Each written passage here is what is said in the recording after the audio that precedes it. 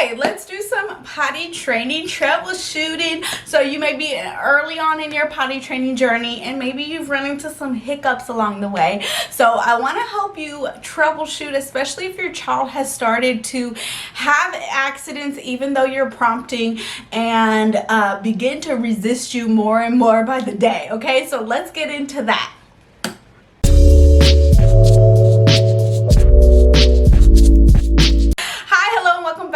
My channel. If you are new here, I am Dr. Jasmine over at themomspsychologist.com. Over here we love to talk about everything child development, positive parenting, and our own mental health as parents. So be sure to subscribe, hit that subscribe button, join the family. We would love to have you. Hit that notification bell also too. That just lets YouTube know you want to be notified of every video that I post. At least once a week. I post once a week for sure.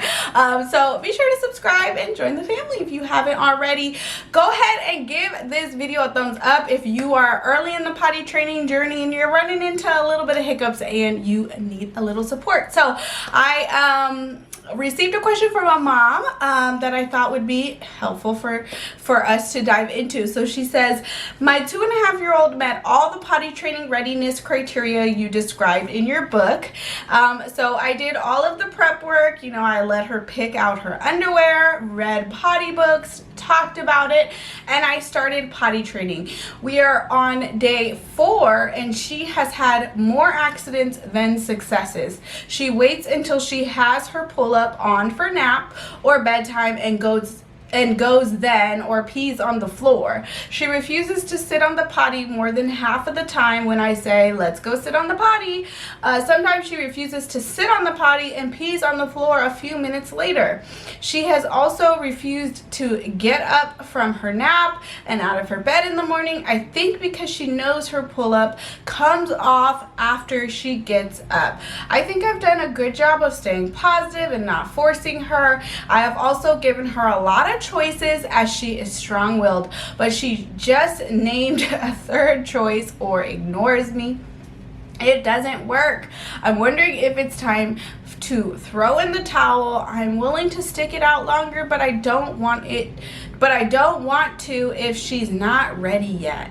How can I tell? So this is a really good question, and I think a lot of parents grapple with this question of, have I started too soon if your child is starting to have more accidents than successes, especially in the early days of potty training?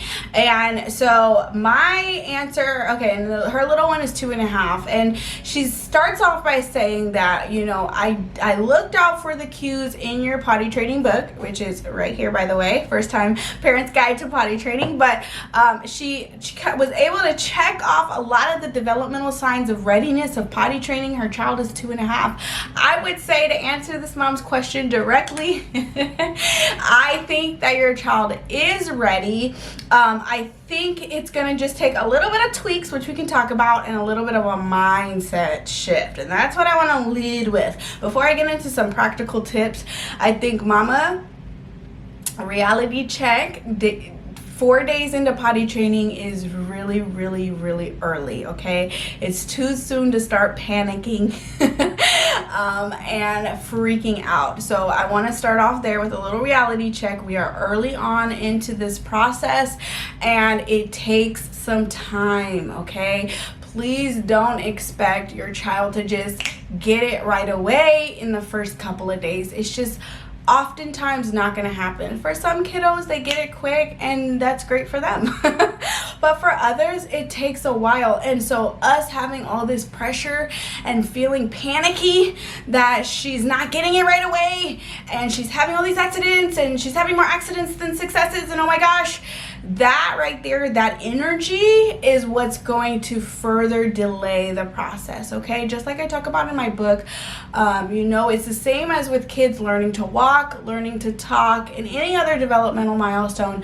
Potty training is no different, right? Children learn this in their own time, and they need us to take a step back and have faith in them that they will get it, okay? So our main role during this process is to guide them through it, but be their cheerleader, even when they have more accidents than successes. And I would say especially when they have more accidents, right? They need us to maintain our positive attitude and not be so emotionally invested in this. Because here's the thing, 9 times out of 10 when power struggles are happening, it's because we are emotionally invested in this, and children can sense this, right? And it's just like with meals and bedtime and even screaming and tantrums, we cannot control this process for them, right? At the end of the day, they know that this is their body and that this is their process. And so we have to commonly check ourselves and respect this, okay? Being that it is only day 4 of the process, so much is changing right before their eyes, right? They no longer have their comfort blanket, which is their diaper, right? They're used to having this comfort around them. They don't have to think about what to do. They just go whenever they want to. And now they're naked. They're going commando around the house. They're feeling all these sensations. They're expected to stop playing or, stop whatever they're doing, I should say, to go potty. There's just so much going on in the early days, so please don't be discouraged if you're having more accidents than successes. And a lot of the times when children start to resist us, it's because they're starting to feel overwhelmed. So now this is your cue to take a step back, mama, and stop the prompting as much, and to take a look at your overall attitude and energy that you're bringing into this, and just, take an honest look of are you inadvertently, right? This is not done intentionally, right? We're never trying to intentionally overwhelm our child. It's just that we feel overwhelmed, right? We have all these expectations and pressure that we feel to get this right, get them out of diapers, get them potty trained, have all these successes in the first couple days. This is just gonna be great. We're gonna, we're hoping for all of this, which is, it's nice when it happens, but commonly the reality is that the first couple weeks, it's a crapshoot, right?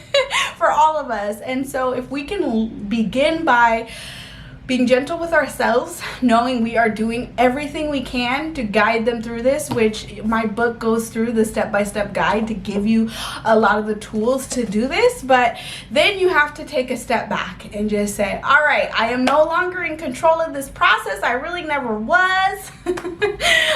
So let me take a step back, especially if she's starting to fight you on this, okay? This is a power struggle. You're not gonna win, okay? So let me go back to some of the things she mentioned so that I can specifically give you some practical tools that may help. So let's see. So she says she waits until naps. I would say make it a condition before she goes to bed that she goes potty. And you can do this way by saying, okay, when you go potty, then we can read a bedtime story or whatever fun thing that you do right before bed. Try to make a condition, right? Okay, let's go potty before we go to bed. Let's get all that out. And make it fun, make it exciting, and make it a condition before you do something else fun, like reading a bedtime story, I would say, or singing a song or something like that. And then going back to what I was saying earlier, limit the prompting, back away from all of that. Just stick with prompting during transitions, which I think she said are going well. So just stick with that. And then maximize on those accidents. Remember, accidents equal learning. Your child is learning from this, and it's an inevitable part of the process. So you want to ideally catch her in the moment and bring her to the potty. That'll be the best case scenario. You say, oh, pee-pee goes in the potty, let's get to the potty real quick. If you missed it, and that's okay, that happens too, you can just observe what you see without judgment, and then reinforce the idea, pee-pee goes in the potty, pee-pee goes in the potty, let's try to sit on the potty and see if any more comes out. If she resists you, okay, no worries, we can try again, we'll keep practicing, but the most important thing is involve her in cleaning up the accidents, okay? That's a natural consequence. It doesn't have to be punitive, but it's a natural consequence to making a mess, right? Is that when we make a mess, we clean up. So let me get you a towel, let me get you a paper towel, let's clean this up, and we'll continue to keep practicing. Okay, yeah, so involve her in the cleanup, and then keep making this fun, right? Keep reading books like you were doing in the early days before you even started potty training. Don't forget the power of books and movies and TV shows that further reinforce this idea that going potty is fun, and it's what big girls and big boys do, and it's fun, it's enjoyable, and yeah, so just keep making it fun, keep reinforcing that, keep learning, keep teaching, and keep taking your deep breaths. It's gonna be okay, mama, you got this. Okay, remember, for many kids it takes a couple weeks to a couple months to fully master this whole potty training thing. Okay, if you are like this mama and you are struggling, don't forget to download don't forget to check out my book, The First Time Parent's Guide to Potty Training. It's available where all books are sold. I'll leave a link in the description. Also, if you're struggling with just parenting in general, I have a whole checklist bundle for you full of ideas of what to do and what to say during the most challenging parenting moments, like tantrums and aggression, defiance, and not listening. So I will leave the description I will leave the link in the description for you to download your free bundle. And that is it for this video. Give it a thumbs up if you enjoyed it. Make sure you subscribe to my channel if you haven't already, and I will see you in the next one. Bye.